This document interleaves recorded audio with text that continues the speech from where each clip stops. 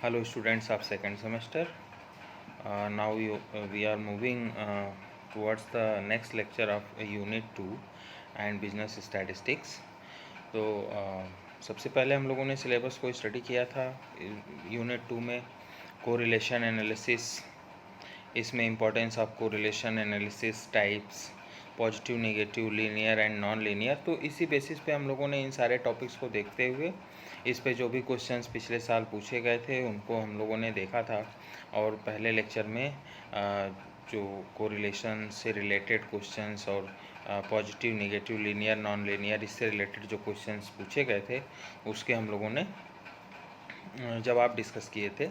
और फिर उसके अलावा और भी जो दूसरे टॉपिक्स हैं उनसे किस तरह से क्वेश्चन पूछे गए हैं। तो कोरिलेशन और रिग्रेशन इस यूनिट में हम लोगों को स्टडी करना है। तो कोरिलेशन में टाइप ऑफ कोरिलेशन या रिग्रेशन के साथ इसका डिफरेंस जो कि बहुत ही इम्पॉर्टेंट है और ये लगभग हर साल पूछा जाता है कि difference between correlation and regression या तो कभी शॉर्ट में पूछ लिया जाएगा या तो कभी लॉन्ग में भी पूछ लिया जाता है किसी और क्वेश्चन के साथ लगा करके। 3 नंबर या 5 नंबर में ये ज़रूर आता है कि difference between correlation and regression क्या है। अब यहाँ पे जैसे कोरिलेशन की ही बात हो रही है तो स्पूरियस कोरिलेशन के बारे में बहुत पूछा जाता है कि व्हाट इज स्पूरियस कोरिलेशन, 2017 में पूछा गया था। और फिर ये पूछा जाता है कि जो पॉजिटिव वैल्यू है किन्हीं दो वेरिएबल्स के बीच में अगर कोरिलेशन पॉजिटिव आता है तो उसका मतलब क्या है। तो एटलीस्ट जब हम कोरिलेशन पढ़ रहे हैं तो पॉजिटिव आ रहा है या नेगेटिव आ रहा है, जैसे हम लोगों ने टाइप ऑफ कोरिलेशन में पढ़ा था कि पॉजिटिव कोरिलेशन क्या है या नेगेटिव कोरिलेशन क्या है। तो उसी तरह से जब उसकी वैल्यू, जब किसी सवाल को हम सॉल्व करेंगे तो उसकी वैल्यू या तो पॉजिटिव आएगी या तो नेगेटिव आएगी। तो ऐसे समय पे हम उसका इम्प्लीकेशन या हम कह सकते हैं उस पॉजिटिव या नेगेटिव वैल्यू के आधार पे हम उस डेटा का जो इंटरप्रिटेशन करेंगे वो किस तरह से करेंगे वो भी पूछा जाता है। तो ये मतलब कोरिलेशन से रिलेटेड हर एक टॉपिक को हमको स्टडी करना ही करना है, क्योंकि इससे रिलेटेड क्वेश्चंस ज़रूर पूछ दिए जा रहे हैं कि उनकी वैल्यू अगर पॉजिटिव आई तो क्या है, तो हो सकता है पूछ दे नेगेटिव आए तो इसका मतलब क्या है। तो और स्पूरियस कोरिलेशन की भी बात यहाँ पे कर दिया इन्होंने। तो कोरिलेशन क्या स्टडी किया था हम लोगों ने कि कोरिलेशन क्या है। कोरिलेशन किन्हीं दो वेरिएबल्स के बीच में ऐसा रिलेशंस हैं जो कि किसी एक वेरिएबल में अगर किसी भी तरह का चेंजेज हो रहा है तो दूसरे वेरिएबल में भी रिजल्टेंट में उसके कुछ न कुछ चेंजेज ज़रूर हो रहा है। वो चेंजेज चाहे पॉजिटिव हो चाहे नेगेटिव हो, चाहे कम हो या ज़्यादा हो, बट चेंजेज उसमें हो रहे हैं। तो हम ऐसे दो वेरिएबल को जिनके बीच में आपस में कोई ना कोई रिलेशन दिख रहा है, हम ऐसे किन्हीं दो वेरिएबल्स को क्या कहेंगे कि ये वेरिएबल्स आपस में क्या हैं, एक दूसरे से को रिलेटेड हैं। मतलब किसी न किसी तरह से ये दोनों आपस में इस तरह से संबंधित हैं या रिलेटेड हैं जिससे कि किसी एक वेरिएबल पे अगर कोई चेंजेज हो रहा है या किसी एक वेरिएबल को कोई फैक्टर प्रभावित कर रहा है चाहे किसी भी वजह से, तो दूसरा वेरिएबल भी उसके सापेक्ष या उसके रिलेटिवली उसके रिलेशन में वो ज़रूर प्रभावित हो रहा है। ऐसा हमको देखने को मिलता है तो किन्हीं भी दो वेरिएबल्स के बीच में, तो हम कहते हैं कि वो हमारा कोरिलेशन है या ऐसे वेरिएबल्स के बीच में हमारा कोई ना कोई कोरिलेशन ज़रूर है, कोई ना कोई रिलेशन ज़रूर है। हम कहते हैं कि जो दो वेरिएबल में एक में कोई चेंज हो रहा है तो दूसरा में भी कोई चेंज हो रहा है, इसका मतलब कि वो कहीं ना कहीं उससे रिलेटेड है। और अगर उसमें चेंज नहीं हो रहा है तो उसमें भी नहीं हो रहा है, और इसमें थोड़ा भी चेंज हो रहा है तो उसमें भी थोड़ा बहुत चेंजेज आ जा रहे हैं, तो हम कहेंगे कि ये कहीं ना कहीं उससे रिलेटेड है। ठीक है। तो ये रिलेशन की बात करता है कि जब कोई भी वेरिएबल्स आपस में अगर रिलेटेड होंगे तो उनमें से किसी एक में होने वाला कोई भी परिवर्तन किसी दूसरे में होने वाले परिवर्तन के लिए क्या होगा, रिस्पॉन्सिबल होगा या उत्तरदायी होगा, या हम कह सकते हैं कि वो उसके लिए जिम्मेदार होगा। क्लियर।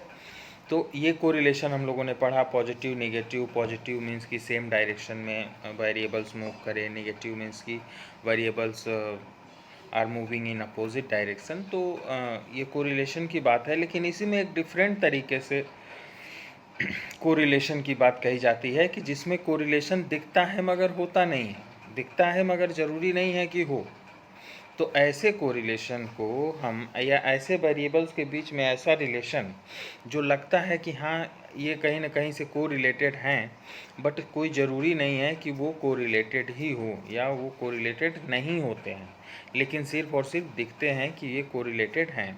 तो स्पूरियस कोरिलेशन की हम बात करें, स्पूरियस मतलब कि बिल्कुल आभासी कोरिलेशन कह सकते हैं जिसको, कि आभास होता है कि कोरिलेशन है वेरिएबल्स के बीच में बट होता नहीं है।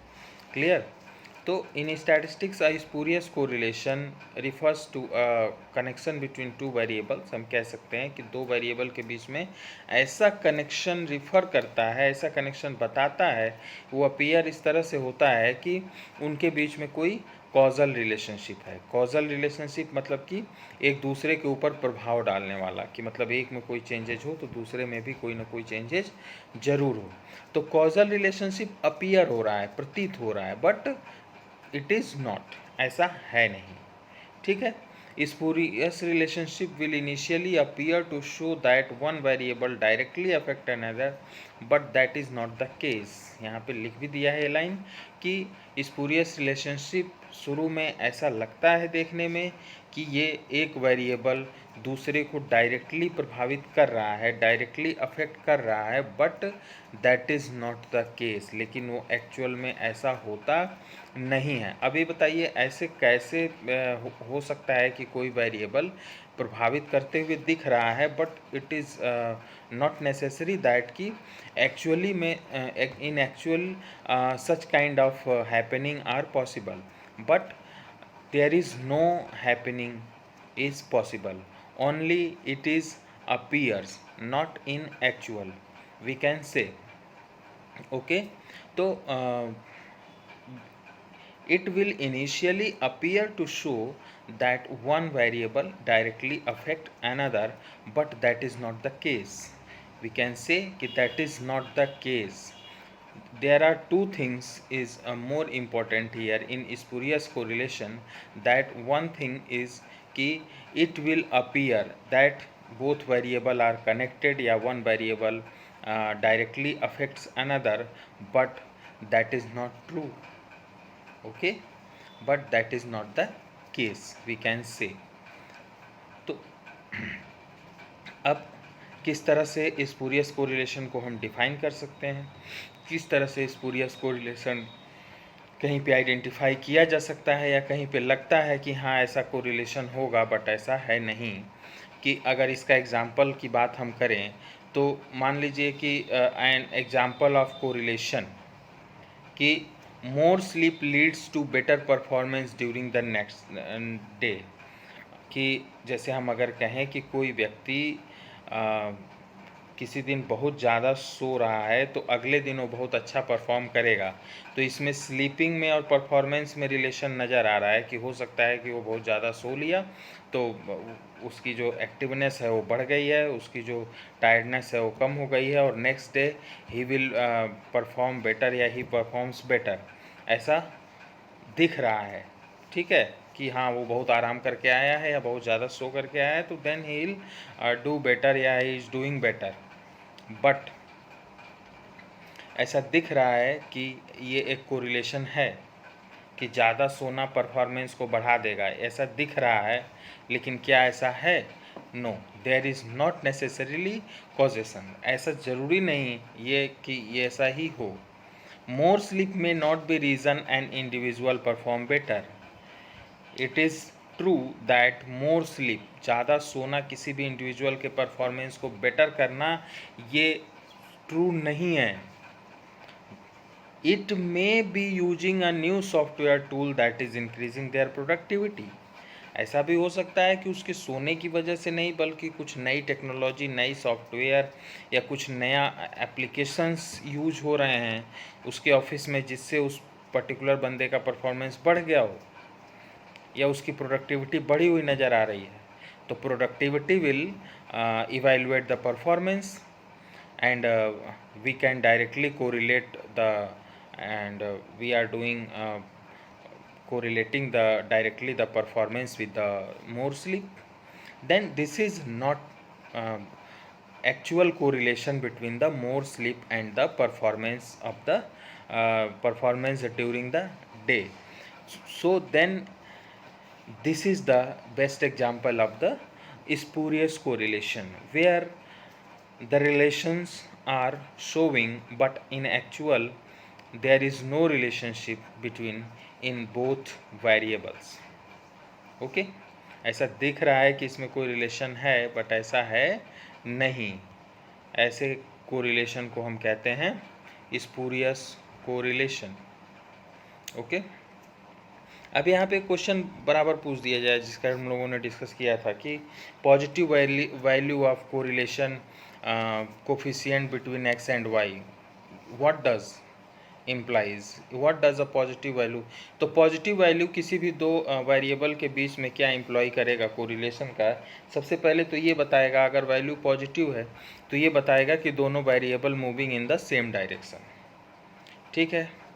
एंड कोरिलेशन को हम रो से डिनोट करते हैं. तो when rho is positive it signifies that कि two variables being compared have a positive relationship. मतलब कि एक अगर बढ़ रहा है तो दूसरा भी बढ़ रहा है. अगर एक वेरिएबल बिल्कुल एकदम +1 हो तो हम कहेंगे कि ये परफेक्ट पॉजिटिव कोरिलेशन है, या अगर वो +1 के करीब है तो भी कहेंगे कि वो जितना पहला बढ़ रहा है उसके सापेक्ष वो भी हाईली रेट से बढ़ रहा है. जैसे फॉर एग्जांपल कि suppose the value of oil prices is directly related to prices of airplane tickets. जैसे एयरप्लेन का जो टिकट होता है और अगर वो क्रूड ऑयल या जो उसके एयरप्लेन का जो फ्यूल है उसके बढ़ने से उसके टिकट के दाम बढ़ जा रहे हैं, तो ये एक पॉजिटिव कोरिलेशन है कि मतलब एक बढ़ा तो दूसरा भी बढ़ गया. तो अगर ऐसे दो वेरिएबल जिनके बीच में पॉजिटिव वैल्यू आएगी तो एक बढ़ेगा तो दूसरा बढ़ जाएगा, एक घटेगा तो दूसरा घट भी जाएगा. तो अगर हम एक एग्जांपल लें कि कोई कोरिलेशन कोफिशिएंट 0.95 है, पॉजिटिव में है, तो हम कह सकते हैं कि ऑयल प्राइसेस अगर बहुत ही स्ट्रॉन्ग पॉजिटिव कोरिलेशन दिखा रहा है जो कि very near close to the +1, तो prices of oil if increases then airplane tickets prices also increases, and if decreases then airplane tickets या airfares also decreases we can say. तो ये positive value है तो इसका ही मतलब होता है कि एक वेरिएबल अगर जिस डायरेक्शन में जा रहा है दूसरा वेरिएबल भी उसी डायरेक्शन में जाएगा. क्लियर. अब कोरिलेशन और रिग्रेशन तो अभी हम लोगों ने जस्ट आगे शुरू करना है. तो कोरिलेशन और रिग्रेशन एक बहुत ही 5 नंबर का क्वेश्चन पूछा जाता है और बहुत ही इम्पोर्टेंट है. कोरिलेशन क्या है? सबसे पहले कि कोरिलेशन एक जो रिलेशनशिप बताता है वेरिएबल्स के बीच में, सबसे पहला इसका पॉइंट्स. और रिग्रेशन क्या बताता है? रिग्रेशन एक वैल्यू को बताता है दूसरे वैल्यू के वजह से. उसमें डिपेंडेंट इंडिपेंडेंट दो तरीके से उसमें वेरिएबल्स होते हैं, जिसमें जो डिपेंडेंट वेरिएबल होता है वो इंडिपेंडेंट पे डिपेंडेंट होता है, उसकी वजह से उसको हम कैलकुलेट करते हैं. तो ये पॉइंट हो गया. कोरिलेशन में इंडिपेंडेंट और डिपेंडेंट वैल्यू के बीच में कोई डिफरेंसेस नहीं होते, मतलब ऐसा कुछ होता ही नहीं है. ठीक है, दोनों एक दूसरे को प्रभावित करते हैं. जबकि रिग्रेशन में डिपेंडेंट और इंडिपेंडेंट वैल्यू अलग अलग होते हैं, तो इनके बीच में डिफरेंसेस नज़र आते हैं. ठीक है. Primary objective of correlation is to find out quantitative या numerical value expressing association between the value. Values के बीच में जो एसोसिएशन है वो जो न्यूमेरिकल वैल्यू आएगी वो पॉजिटिव आएगी, नेगेटिव आएगी, जो भी आएगी वो उसका एसोसिएशन बताएगा. अगर पॉजिटिव में 0.67, 0.8, 0.9 है तो बहुत ही हाईली एसोसिएटेड होगा, और अगर 0.3, 0.2, 0.1 होगा तो हम कहेंगे कि बहुत ही कम एसोसिएशन है इन दोनों का. और अगर नेगेटिव में आ गई वैल्यू तो हम कहेंगे दोनों का कोई एसोसिएशन ही नहीं है, दोनों अपोजिट डायरेक्शन में जा रहे हैं. ठीक है. रिग्रेशन में आते हैं तो इसका जो वैल्यू ऑफ द वेरिएबल है based on the value of the fix variable. मतलब कि जो दो वेरिएबल दी रहेंगे, एक डिपेंडेंट एक इंडिपेंडेंट. जो इंडिपेंडेंट होगा वो फ्री होगा और जो डिपेंडेंट वेरिएबल होगा वो इंडिपेंडेंट पे वो डिपेंड होगा, तभी उसका नाम डिपेंडेंट वेरिएबल है. और वो अननोन होता है जो डिपेंडेंट होता है. और जो इंडिपेंडेंट होता है वो नॉन वेरिएबल होता है, तो उस फिक्स वेरिएबल के ऊपर ही वो डिपेंड करेगा।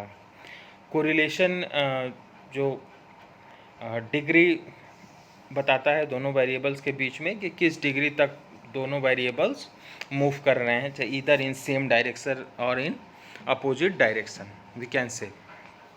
ओके। और रिग्रेशन स्पेसिफाइज इफेक्ट, वो इफेक्ट को बताता है कि एक वेरिएबल का दूसरे वेरिएबल पे change in the unit in the non variable on the evaluated variable, मतलब कि एक नॉन वेरिएबल होगा, उससे उस पर जो अननोन वेरिएबल होगा वो उस पर डिपेंड करेगा। और कोरिलेशन दो वेरिएबल के बीच में कनेक्शन को बताता है।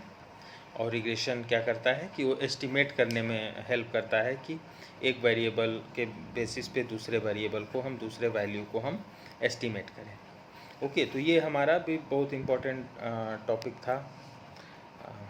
इसमें आपका रिग्रेशन कोरिलेशन में डिफरेंसेस और स्पूरियस कोरिलेशन, इन तीनों टॉपिक्स को आप लोग अच्छे से वीडियो के माध्यम से स्टडी कर लेंगे और एग्ज़ाम में इसमें से ज़रूर एक क्वेश्चन आपको मिलेगा। Okay, thank you class.